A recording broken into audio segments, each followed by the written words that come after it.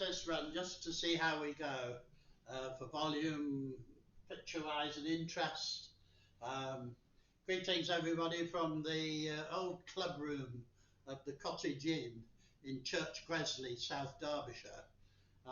My wife and I have lived here in retirement, if we could use that word in the Methodist ministry, since 2012. I'm holding a book that began life, I could say as early as when I started studies at Wesley House, but it was prompted more by a trip from Jaffna in Sri Lanka to my first British New Testament Society annual conference. Returning to Jaffna, I was enthused to move on from looking at the books of the New Testament to the letters of the New Testament, and published in 1988 on the four Gospels, Acts and Revelation. And why? Because I found things in the texts that were fascinating and needed to be shared. But I had resisted looking into the letters, thinking that there wouldn't be the same kind of characteristics as one finds in the books. Surely it wouldn't be so. But after being in company with a number of scholars from all over the world, but I having tripped from the northern part of Sri Lanka where I was on mission with my wife Sue, I came back, and because of the curfews in the evenings, we were not allowed out from 6 in the evening till 6 in the morning.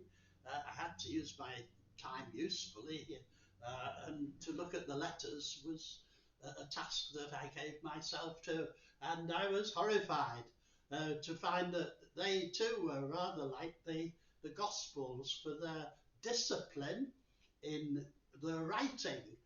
They had structure, and what's more, they had style, the same kind of style and hints of structure too that are found in both letters and books.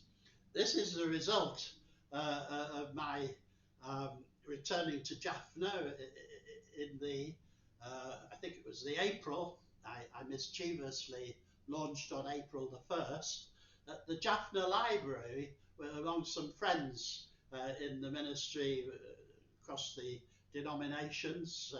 I think that day there weren't representatives of other faiths, but we'd got a nice little group of workers from across the Christian denominations, at least, who were there to celebrate with me the earliest version of this. That's the April after the tsunami of December 26th. 2004. So this is 2005 April, and the first edition, what I'm holding is the 5th edition, prompted by, in fact it says Illustrated Exhibition Edition at the top, prompted by the exhibition, for which the banner is here in front of me, Seeing the New Testament for What It Is, and some samples of my artworks that I prepared in this studio.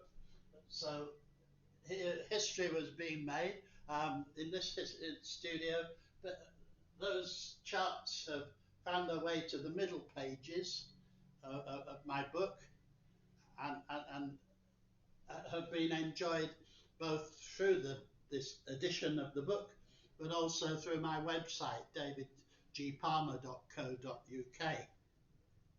It's resulted in another website on which I've put the 6th version of this, New Testament, New Testimony. And the full title of the book is New Testament, New Testimony to the Skills of the Writers and First Readers.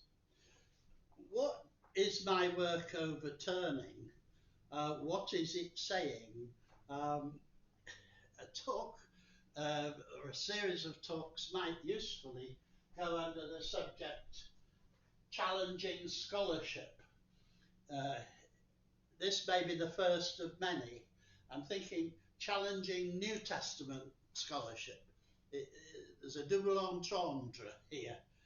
It can mean as in taking on current scholarship, which is certainly what I'm doing, at the same time as offering scholarship that's essential, that requires a change of thought and a change of direction in research. What is it that I'm overturning? Um, in my exhibition tour of of Great Britain, uh, to Scotland, England, and Wales, and over 2 years, I gave myself opportunity to give talks in the evenings, and I read now from my record of a talk which I gave at the Wesley Memorial Church in Oxford.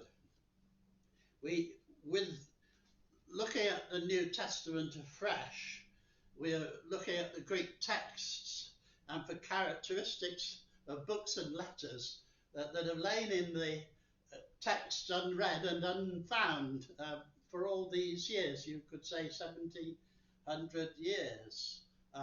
It's incredible to think that today we can see the texts and the writer's efforts more clearly than we've ever seen before. So by seeing, I mean, I'm bringing to the text a way of visualizing the whole and seeing how the whole works with the parts, and the parts together make up the wholes of text. It was said by Augustine, there's no understanding of a text unless you first know its structure. So there's one hugely helpful comment from the earlier years. The early church fathers, 150 to 325 CE, they held to the view that the writings of the New Testament had very little at all to do with Hellenistic writings, the Hellenistic writings of their era. The early church fathers themselves were steeped in classical rhetoric and literature, as well as the Bible, the Hebrew Old Testament, but they show that they struggled to know how to relate the Bible in its two parts, in terms of the Old Testament and New, particularly the New, that is, though, to the rules and practices of classical writing. Rather, they set classical rhetoric and biblical literature in opposition to each other. They celebrated the superiority of Christianity over paganism. And I think for that reason they were a little bit misled. They were arguing for the simplicity of the Bible over and against the ornamentation of classical literature. The Bible was not to be thought of as literature. Well, Origen, it was not any, I'm quoting him, it was not any power of speaking or any orderly arrangement of their message, according to the arts of Grecian dialectics or rhetoric, which was in them the effective cause of converting their hearers. And this quote is from, against Celsius, the Ante-Nicene Fathers. It was not to do with the cleverness, but what the words carried in its message that was the converting power. Jerome in Letters 22-29, how can Horace go with the Psalter, Virgil with the Gospel, Cicero with the Apostles? He himself concerns himself with the lyric, and then the epic and the narrative, and finally with rhetoric, epistle and essay. Augustine, in his Confessions 3:5, he first looked into the Bible, he seemed to see that the scriptures were unworthy of being compared to the stateliness of Tully. For my swelling pride shrunk from their lowliness. So there's another angle, another view of the texts of the New Testament in particular, New and Old to a degree, but I think mainly through the influence of his reading of the New Testament texts. I put it to you that since 325 and the Council of Nicaea, these views of the Church Fathers have had their influence.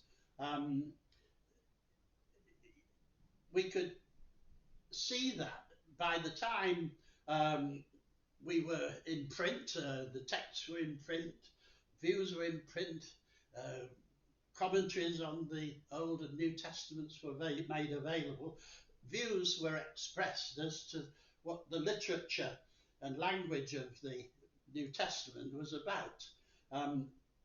In his writing, J.N. Sanders, Reverend J.N. Sanders, Dean of Peterhouse College, Cambridge, he wrote possibly just before 1962 on the literature of the New Testament, and this was for Peake single volume Bible commentary, that the New Testament can hardly be considered as literature at all, except in the most general sense of the term, he says. The aesthetic motive and the desire to produce fine writing as something worthwhile in itself are foreign to its authors, whose aims were urgent and practical. On Luke chapter 1, verses 1 to 4, he says of this prologue, it echoes the cadences and repeats the conventional claims of Hellenistic historians. I mean, I think he should have said his writers, but there, he says confidently, the resemblance ends. And this is moving on with Sanders, their comparative indifference, this is of the writers of the New Testament, to pagan literature was on the whole an advantage to the writers of the New Testament. They gained thereby in freshness and freedom from stale conventions and artificial rhetoric. They were not conscious literary artists obeying a convention or imitating correct models like Hellenistic authors. Rather, they were practical men falling into familiar forms when these happened to provide them with effective means of expression. Overall, the literature of the New Testament is in the main something new. Sanders goes on to say, and on speeches and sermons, Thucydides put speeches into the mouths of his principal personages at appropriate moments, and so set an unfortunate precedent. But Luke didn't follow that precedent. Again, he said it with great confidence. And on artistic sculptural representations of literature, he notes that samples exist where artists provided Hellenistic themes. He gives the example of Orpheus charming the beasts as the pattern for Christ, the Good Shepherd. So all of the above is in this article in Peake's single volume commentary on the Bible, first published in 1919, but then completely revised in 62 under the editors Matthew Black and H.H. Rowley. Reprinted in 1962 indeed, 63, 64, 67, 72, 75, 76 and 77. And I say at least because that's the last edition that I bought. I bought it when I was beginning training for local preaching in 1977. Peake's commentary was recommended by the local preachers department of the Methodist Church of Great Britain.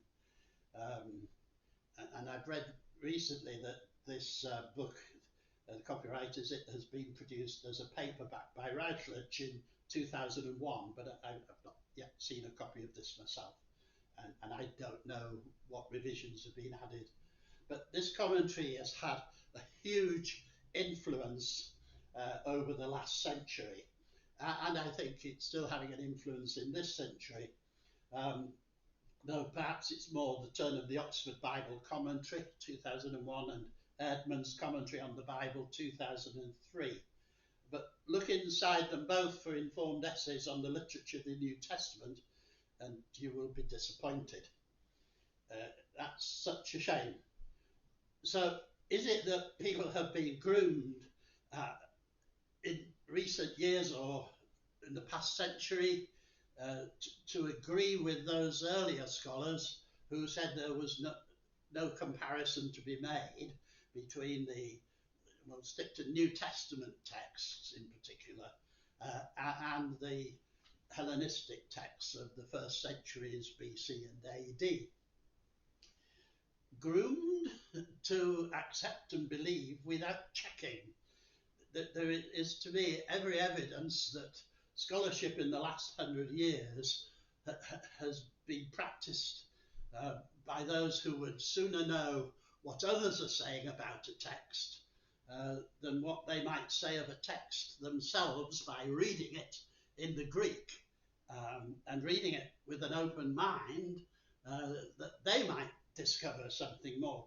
I make a leap straight away to this summary of it's a synopsis of New Testament research that I've undertaken since 1983, well, the early 80s when I was in Cambridge myself, but through publications and developments since, and as I've made reference already to my websites. Here is a summary that I call the rhetorical table of the New Testament. You might guess that there's an equivalent in physics, in the sciences, and I'm proposing that this rhetorical table of the New Testament is something that should be given attention, because every book of the New Testament uses the same three-part writing style. It was essential for the reader to be able to interpret columns of lines of letters with no punctuation in the text, bar a few indentations, opposite of indentations in the left-hand column. Writing style that's similar. A letter and a book structure that replicates throughout, whether it's book or letter. For Mark's Gospel, my PhD subject, ABB prime, A prime, a series of 7 days. It's the earliest chiasm, the simplest, the most understood and used arrangement in Hellenistic texts, and Mark's Gospel uses it. And the sections, the series themselves of 7 days, best represented by a Homeric interpretation. 3 days, turning point, 3 days. If you know Homer's Iliad, you'll know that that is the structure of the Iliad. But there are also details that do work as a chiasm of 1, 2, 3, C3 prime, 2 prime, 1 prime. But it's a tapestry of the two. But essentially, 3 days, a turning point, and 3 days in Mark's Gospels. But we come across this, the use of this same primary structure of the chiasm, again in Ephesians, Philippians, 2 Timothy, where else are we? James, 1 Peter, 1 John, and last of all 3 John. So there is discipline to the reading of the New Testament texts. We're helped through understanding that the writers were indeed Hellenistic in their craftsmanship. That they used the ways of communication that were open to them, and so were so well developed since some centuries before with Homer. They had been written about in various forms. Read Aristotle, the art of rhetoric, Ars Rhetorica. Read there the rules of creating an epilogue, for instance. Don't use and to begin your sentences is more or less what he's saying. Did scholars pay attention to that when they said the epilogue that we've got in Mark's longer version doesn't square in the rest of the text because he doesn't use and to begin his opening sentences? How important it is to know the rules and the practices, things to look out for as a reader. Readers had first century skills, the same first century skills as the writers. There were rules to follow to do with drawing your ideas, purposes for this writing together in the first instance. The second, give it a structure. Third, give it a style. Use that from the beginning to the very end to help your reader interpret the words into their pieces and parts and wholes, into their days and series in Mark's Gospel, for instance. Memory, to provide for the memorizing of the text so that a person who has learned the text or is reading the text can help people who don't read to learn the text nevertheless and commit it to memory, to be able to recite it wherever they went. That was the advantage. And fifthly, the rule of performance, to read the text in the way that the writer intended. I mean, how different it would be in our churches today or in our lecture theatres if we were reading the text in the way that the writers intended. That's where all this is leading, to the clarity of the writer's intention. We'll stop there. I hope you'll meet me for the second of these challenges of scholarship. A challenge to scholarship and a challenging scholarship. Join me at the next one.